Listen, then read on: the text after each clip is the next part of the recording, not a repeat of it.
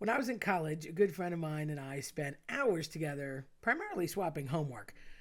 She's all about math and I'm all about words, so naturally I wrote her papers and she did my math. One of the most familiar settings was her basement.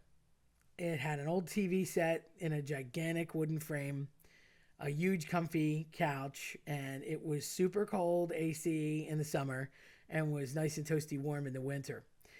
Since we were both super nerds and took courses summer, winter, spring, and fall, we were there a lot. The basement had nooks everywhere: service area, a spare fridge, lots of little cubbies, just tons of random extra furniture.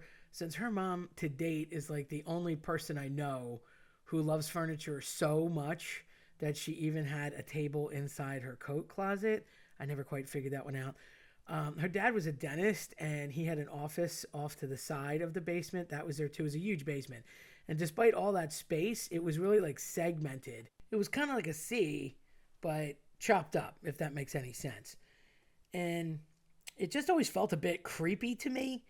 It was dimly lit with beat old red carpet, and the awesome couch that I loved so much was lime green, pretty hideous, and adjacent to the most used area was a really dark, dark corner that we just didn't go into.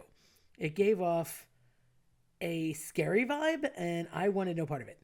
If she went upstairs to get a drink or a book, I hated being alone down there. To make matters worse, her dad, who had a crazy sense of humor, had a Charlie McCarthy doll. It should be noted that I hate dolls of all kinds. I am an equal opportunity doll hater. As much as I love horror movies and the whole genre and spooky things, I detest, loathe, despise, abhor anything to do with dolls. Chucky was not my jam. Okay? Let's just say that. This thing was terrible because it was a ventriloquist doll, which had shifty eyes and the mouth that opened. And I always thought that it was going to come alive and just kill us or get me whenever my friend had gone and left me down there alone. It was terrifying. And if you looked a certain way or leaned a certain way on the couch, you could see it just enough around the corner in the already mega creepy spot sitting on a table. Of course, I'd look away only to try and concentrate on my writing or my Tetris game, whatever I was doing that night. But attempting to ignore it, it was like I completely felt continually compelled to look at it to make sure that it was still in the same spot, see what it was up to, and I was just waiting for it to move. One night, we had finished a ton of work and retreated upstairs to make some more, I guess it was iced tea at the time, which that was our staple. And this was one of those things where my friend constantly cut hers half with water because I'm addicted to the sugar in it. So we argue about that constantly, but I'm in it for ultimate sweetness. She would cut hers with water. Here nor there. I digress. And we also notoriously ordered steaks and broilies, Greek salads, and cheese fries, random, I know, from our local favorite pizza shop around the corner from her house. So we were waiting to have dinner and just decided to stay up there for a little while. We were kind of beat and we were just taking a break. And as we set up camp to have dinner, her mom said that she needed to go downstairs and get something from the extra fridge. She'd be right back. We didn't think anything of it. So about 10 minutes went by, and her mom comes up from the basement door with this blank stare on her face, and she looked really pale. So my friend had gotten a little nervous, and she's like, "Are you okay, Mom? Like, you don't have anything with you. You told me you're going to go downstairs and get something. You came up with nothing. What's going on? You feeling all right?" And her mom just kind of stared blankly, and she said that when she went to the fridge, she opened the door, and it's kind of dark, obviously, behind the fridge because it's in that weird little nook.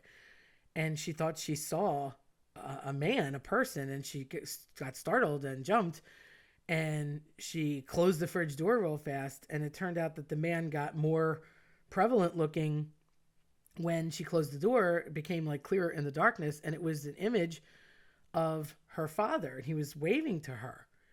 And she got really scared, and he just waved, And then that was it. Like he disappeared. And she walked upstairs saying, "That's what I saw. It doesn't make sense. I know that can't be." And my friend said, "Well, Mom, that's not possible. He's in Ecuador. I mean, there's no way. Obviously, he's in Ecuador." And she's like, "I know, but I thought he was in the house. I really thought that I saw him, which I know is just not possible." As my friend's mom is telling the story, the phone rings in the house. My friend picks it up and says, "Oh, good to hear from you. It's really been a long time." And then all of a sudden she looks concerned and her face kind of drops. She hands the phone to her mom, who starts speaking rapid fire in Spanish and goes to the next room. So I knew something was up. I looked at my friend. I'm like, "Bad news?" And she says, "I don't know. This is really weird. The guy that she saw downstairs, her dad, um, he just died. It's bizarre. It's like, how's that possible?" But it was the same time that she said she was waving to him. They said they just discovered him in the house and he wasn't breathing. And when they went to check, he had passed away. He wasn't even sick. It had been years since they'd seen each other, and even more time for my friend, but it was as if he wanted to say goodbye because they hadn't had the closest of relationships. And it's weird because her mom is like a freaky magnet. She has always had like odd things happen to her.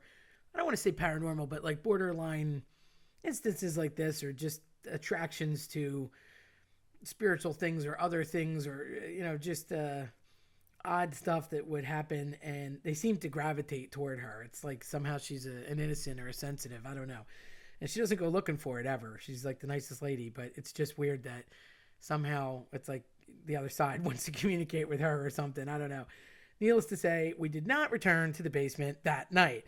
So that happened, and flash forward 2 years ago. Okay, so we were in college then, and just about 2 years ago, almost to the month, our families are super close, and her mom had another experience like this, but this time with my family. My uncle, who was also my godfather, had just passed away after a long battle with cancer, and he was in his late 80s.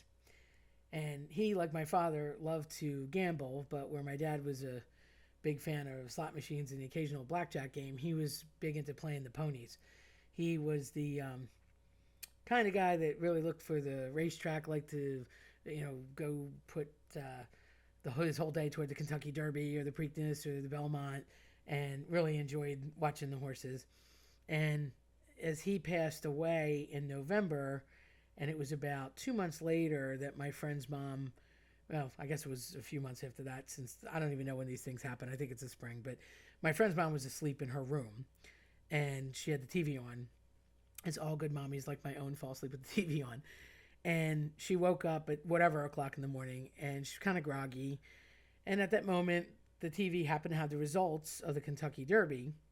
And as her mom is rubbing her eyes and kind of sort of waking up, but thinking about going back to bed, she just glanced across the room and sees my godfather sitting on her bureau, legs crossed. And he was notorious for like swinging one of his legs when he had his legs crossed, and he was doing that, which is like telltale sign of his personality. And he just smiled and waved to her, and he sort of nodded toward the TV as if to remind everybody that he was excited about the horses. And he waves at her again. She starts to get a little nervous, closes her eyes, and pulls the covers over her head and like hides under the covers, too weirded out. And when she opened her eyes again and peeked, he was gone. So naturally, the next day, because this was the middle of the night, my friend's mom calls, her daughter, my friend, who of course calls me, and I immediately remembered the incident when we were in college, which is funny because it was the same house, except this was the third floor, that was the basement, but same thing. And I told her that if she ever sells the place, you better disclose there's some sort of random kinetic energy or some spirits or something in there. And my friend said, "Nah, that's just my mom," which is probably true. Luckily, all her mom's experiences have been positive. It's never been harmful or mean. It was as if people just wanted to say goodbye or check in, let you know they were there. So, it was neat. It was kind of heartfelt. So, if you like this type of content, scare the like button into turning blue and subscribe. Don't forget to hit the notification bell so you don't miss out on future videos. Thanks for watching.